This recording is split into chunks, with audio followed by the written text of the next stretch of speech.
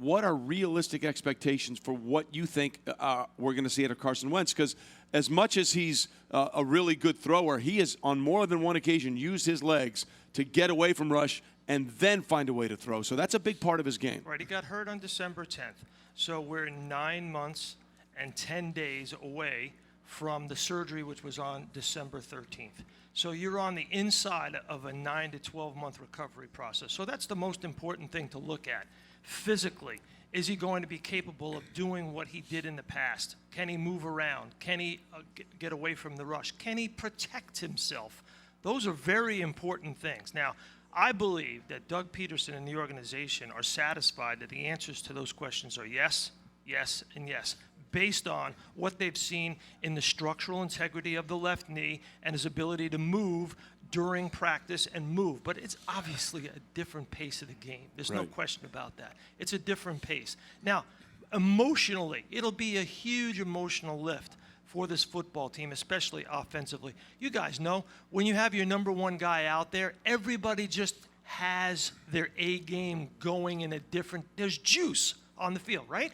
No there question. Absolutely is, yeah. There's just juice, a different level. Nothing to take away from Nick Foles. I mean, Nicky Touchdown, St. Nick, he's got all the nicknames. He's got the trophy. He's got the MVP title. He deserves all of it. He's on the cover of the book. He'll always be a part of history, a great part of history, a most important part of this team's history.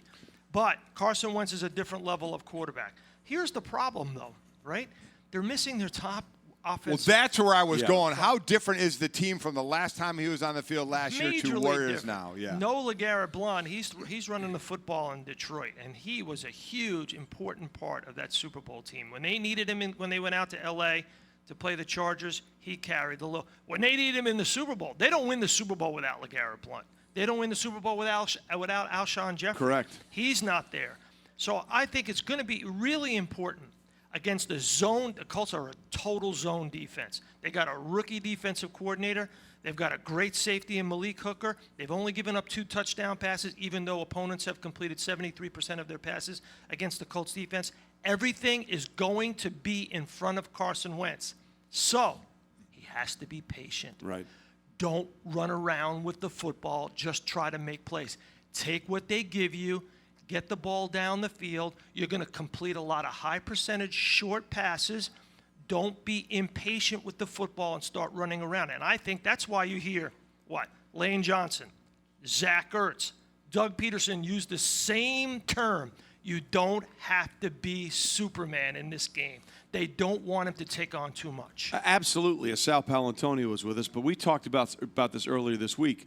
Clearly, his ability to do those Superman-type plays is a big part of his game, and it's given him a lot of success. And the hard part then, Sal, becomes understanding internally the things that you've used to your advantage many times in the past may be a disadvantage for you now. And that sometimes is a hard place for a lot of players to get to. It is, but I think he's probably learned a very painful lesson. 1, and 2, this game is perfectly set up for him to be patient. It's a zone defense where everything is going to be in front of you.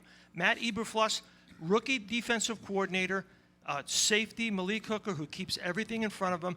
Don't take risks with your body in this particular game and let it develop over time, over the weeks, and then you can be more risky. I'll be interested to see, especially because there will be a lot of familiarity. You get Frank Reich, who's coming back over, who knows a lot about this team, this quarterback, and this offense. If maybe there are a few, tendency breakers, for lack of a better term, from that defense to try and do it, because for Carson Wentz, a lot of it is still going to come down to self-control, which is a difficult thing. We've seen it as they've tried to put a governor on Cam Newton in Carolina and change the way he plays. We'll see it with Luck going through this season, I'm sure, as well.